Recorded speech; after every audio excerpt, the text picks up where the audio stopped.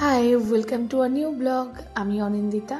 আর এই ভিডিওর মাধ্যমে তোমরা জানতে পারবে যারা যেখান থেকেই থাকো না কেন, যারা সিএমসি ভেলোর আসতে চাও কিভাবে আসবে সেই অল ডিটেলস। আপাতত আমরা যাত্রা শুরু করেছিলাম 18 তারিখে হাওড়া থেকে আমাদের ট্রেন ছিল 12863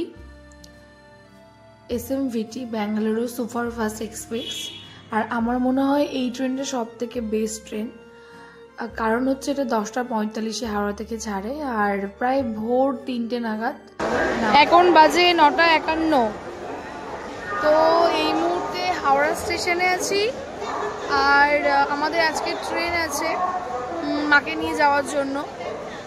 তো মানে একটু নার্ভাস, টেনশন সব কিছু কাজ করছে।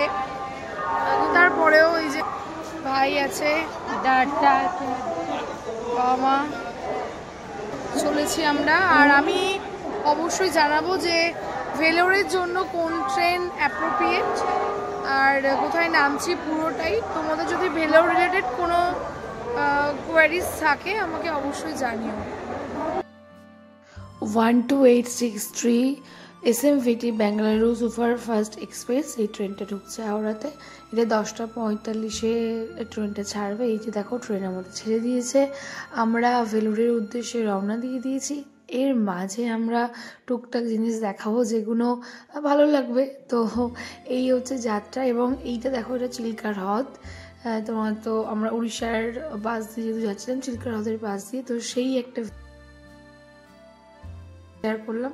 আরও একটা বিষয়, যদিও অনেকক্ষণ ট্রেনে থাকতে হয় বাট ওই আর কি খুব একটা অসুবিধা হয় না যেহেতু।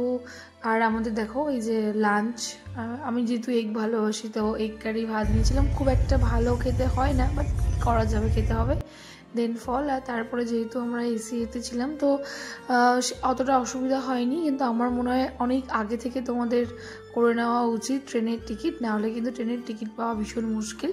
আর এই ভোর 3:30 নাগাদ আমরা কিন্তু জেগেছিলাম কারণ নামতে হবে।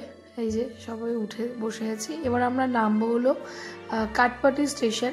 কাটপাটি স্টেশন থেকে কিভাবে যাব, কোন হোটেলে থাকলাম, কিভাবে আমরা আসলাম পুরো তোমাদের দেখাবো। তবে সিএমসি ভেলো যেতে গেলে তোমাদের অবশ্যই হাওড়া থেকে কাটপাটি জাংশন অবশ্যই নামতে হবে। আর যদি কারোর ভেলো রিলেটেড কোনো কোয়ারিজ থাকে আমাকে অবশ্যই কমেন্ট করে জানিও। চলো টাটা, দেখা হচ্ছে নেক্সট ভিডিওতে।